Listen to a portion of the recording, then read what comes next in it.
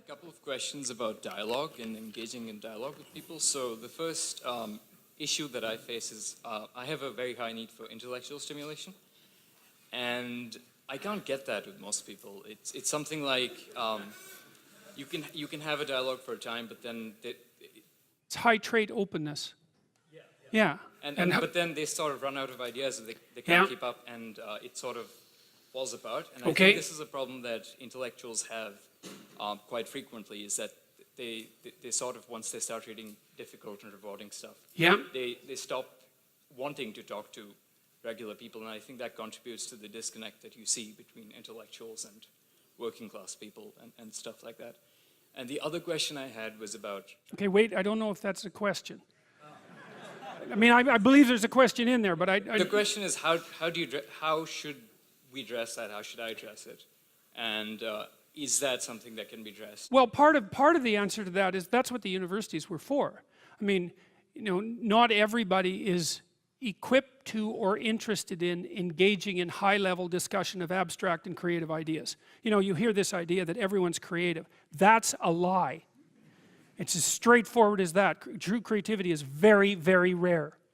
And so, and if you happen to be a creative person, or if you happen to be someone who's profoundly interested in ideas, you are in a pronounced minority. Just as you are if you happen to be extremely extroverted, or extremely agreeable, or extremely conscientious. These are minority issues. And what you do is you find like-minded people who are capable of engaging that. You know, heavyweight weightlifters compete with heavyweight weightlifters for a reason, and everyone thinks that's fine. And the same thing applies to intellectual and creative endeavors. So what you do is you try to find a community where that's the nature of the community, and you likely have to find a relationship like that as well, you know. So I don't think so. I think what contributes to the siloing is the arrogance that goes along with it. Because if you can be interested in ideas and you can be creative, well, that's the arrogance of the intellect, right? That's the thing the Catholic Church had warned about for centuries, is the arrogance of the intellect. So because if you're wise as well as smart, and there is no relationship between being smart and being wise, they are not the same thing. There's no quick pathway from smart to wise. And many of the people who I've known who were very wise well, some of them were intellectually impaired and were still wise, you know.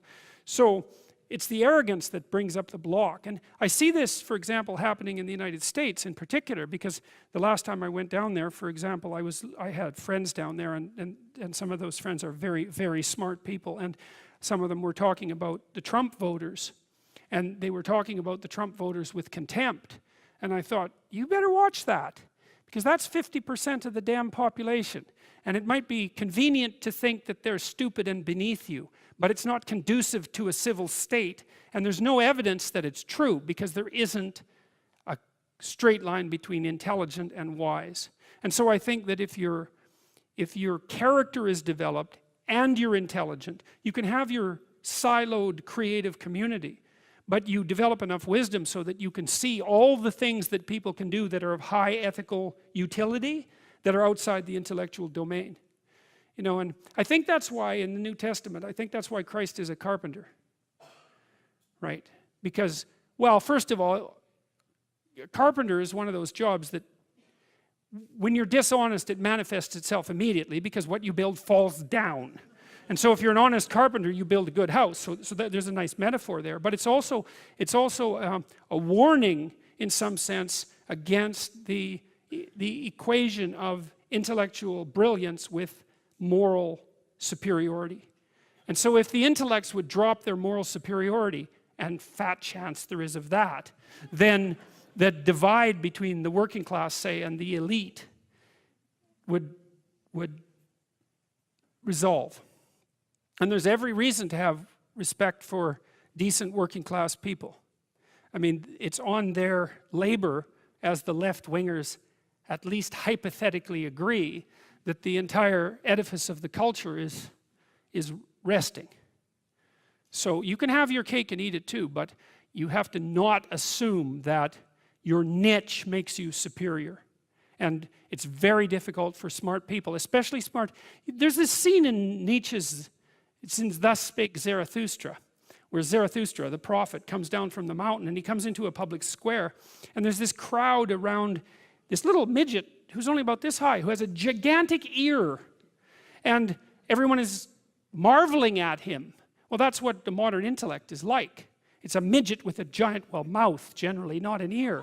And the being is underdeveloped, but the intellect is hyper activated. And it makes the person extraordinarily unbalanced. And it's partly because they can't compete outside the intellectual realm. And that makes them very bitter, because they tend to think, well, God, I'm so smart, everything should just come to me. It's like, sorry, that's not how the world works. And it also, that attitude is immediately evident to people that they're talking to when they talk in the manner that they talk, if they are arrogant intellectuals of that sort.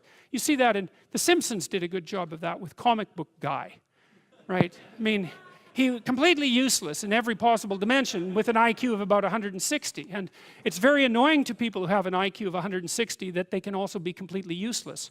But it happens a lot, so.